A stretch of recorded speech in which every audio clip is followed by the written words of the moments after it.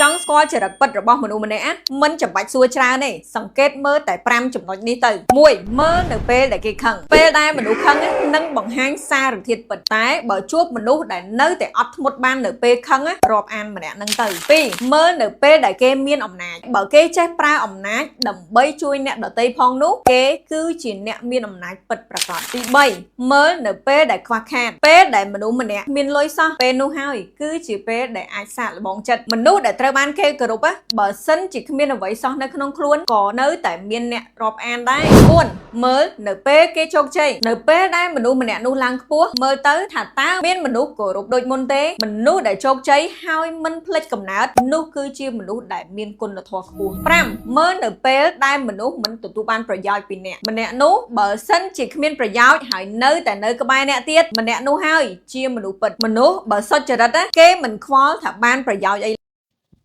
មកពីការវិញជិះមើលតាមផ្សារសាររាត្រីយើងនៅក៏ក្រឹកក្រែងសាររាត្រីផឹកទ្រីតនៅតែមានមនុស្សកកគេលក់ដូរញៀវចេញចូលច្រើន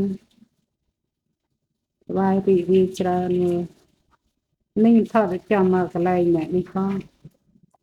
កន្លែងជាច្រើនផងថតតែជាកន្លែងគេសារក៏នៅទៅស្ដាយថតអកាសទៅថតមកខាងនេះបាត់ពីពេលរាត្រីនៅស្រុកយើងជិះថានៅណាថានៅស្រុកយើងមិនដែលបាត់ទីយប់ទេទៅលើកនេះនេះទៅមើលទីក្រុងយប់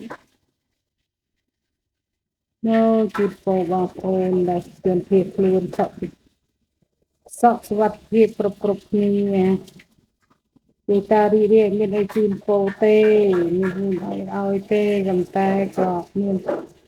ចិត្តអាណិតស្រឡាញ់គេរស់